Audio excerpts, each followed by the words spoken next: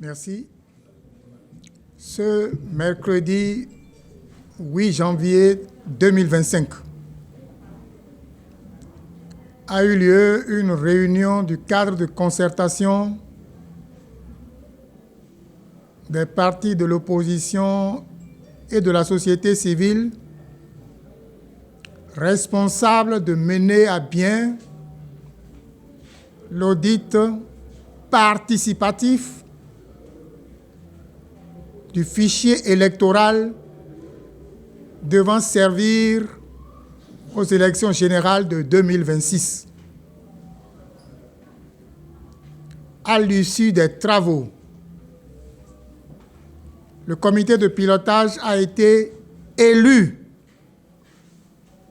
et à l'unanimité, le parterre de ceux qui représentaient les personnalités ont fait confiance à la modeste personne de celui qui vous parle en l'élisant à l'unanimité président du comité de pilotage. Je voudrais remercier les uns et les autres pour la confiance placée à ma modeste personne et les rassurer que le travail sera fait conformément aux lois de la République. Je voudrais rappeler que le code électoral en vigueur dans le pays à cette date de 8 janvier 2025 a bien prévu à son article 1er qu'il peut y avoir l'audit participatif. Donc, nous n'inventons rien. Ce même code en vigueur à ce jour a prévu qu'à l'issue de l'audit participatif, il peut y avoir un apurement. Nous sommes des légalistes, donc on n'invente rien. Ce même code électoral en vigueur à ce jour a prévu qu'après l'audit participatif, on peut faire la mise à jour, vérifier l'article 1er de la loi 2019-43 du 15 novembre 2019. De ce point de vue, nous sommes dans la légalité et nous allons remercier le président de la République pour avoir accepté que l'audit puisse se faire. Remercier le ministre de la Justice, de la législation, qui est d'ailleurs en charge de faire la navette entre griffes entre la société civile et tout ce que nous appelons le plus souvent les partenaires, à savoir l'Assemblée, l'exécutif, etc., la société civile, pour avoir accepté que ce travail puisse se faire.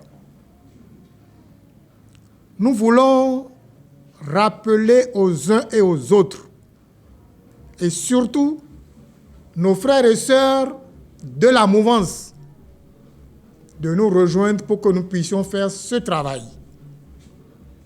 Une place est prévue dans le comité de pilotage pour permettre à ce que les partis de la mouvance puissent se réunir et désigner leurs représentants pour faire partie de l'équipe devant faire ce travail. Souvenez-vous, en octobre 2022, le FONAC modestement avait demandé et obtenu qu'on puisse faire l'audit du fichier électoral pour les élections de 2023. L'Union progressiste, le renouveau était représenté. L'honorable Akenatonde, président du groupe parlementaire Union progressiste, le renouveau, a assisté à la réunion. Le bloc républicain était représenté. L'honorable Assa Seibou, président du groupe parlementaire Bloc républicain, était représenté. Mon frère Adiou Alain, du FCBE, était représenté.